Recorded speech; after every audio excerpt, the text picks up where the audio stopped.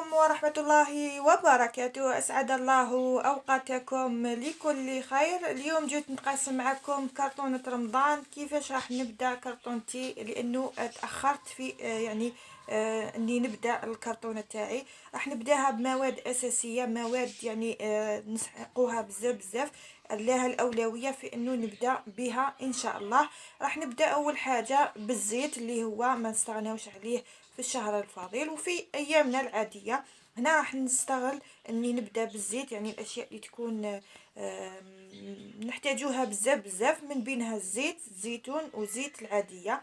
انا زيت الزيتون نستعملوها بزاف بزاف في الشهر الفضيل، نستعملوها للسلطه، نستعملوها ايضا للكسكسي، يعني مهمة جدا في أطباقنا. يعني زيت الزيتون لازم تكون على مائدة الإفطار.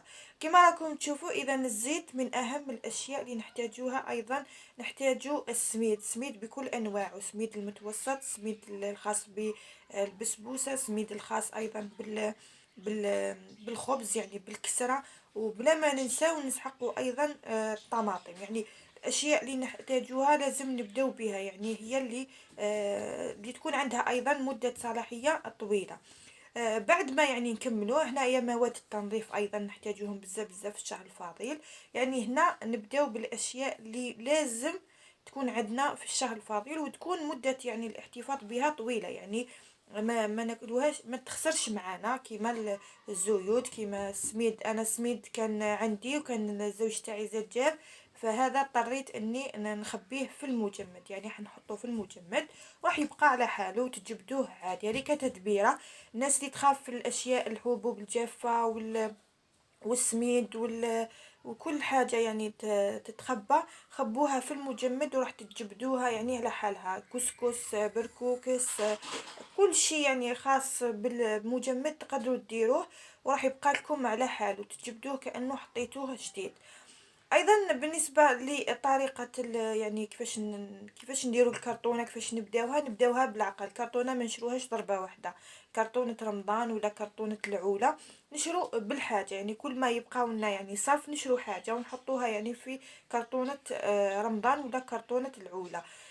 طريقه سهله باش يعني تحتفظوا ب يعني توفروا، وفي نفس الوقت يعني توجدوا الكرتونه، ويسهل عليكم انه لما يوصل من الشهر الفضيل نكونوا وجدنا كرتونتنا وتكون كرتونتنا حاضرة.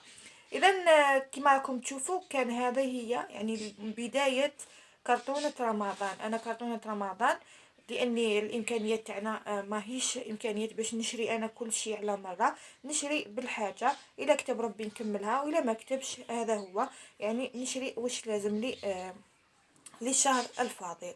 اذا كما تعرفوا الغلاء اللي رانا فيه والشهريه اللي راهي يعني قليله، ان شاء الله الدوله تنظر لينا، وان شاء الله الزيادات تكون في اقرب وقت، لانه حقيقه محتاجين الزيادات ومحتاجين المنح. احنا كربات بيوت محتاجين ايضا المنح مهما كانت يعني الظروف تاعنا. يعني ماكيثين بالبيت، كاين الاخوات اللي ما عندهم حتى مدخول، كاين الاخوات اللي مرض، كاين يعني عده فئات. يعني ما نقدرش نذكرهم كامل لانهم كاين بزاف. كاين الفئات المعوزين، كاين يعني كاين لازم ينظروا ليهم ويعاونوهم ويساعدوهم، لانهم حقيقة يستاهلوا هذه المنح، باش يعني يقدروا يكملوا يعني حياتهم عادية، يعني يعيشوا كيما الناس. ما راحش نعيشوا يعني باشياء يعني غالية، نعيشوا بشي اللي نقدروا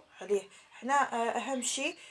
كاين طريقة ايضا، طريقة الحصالة. يعني الناس اللي تقدر دير حصالة، يعني كل يوم ترمي 5000 10,000.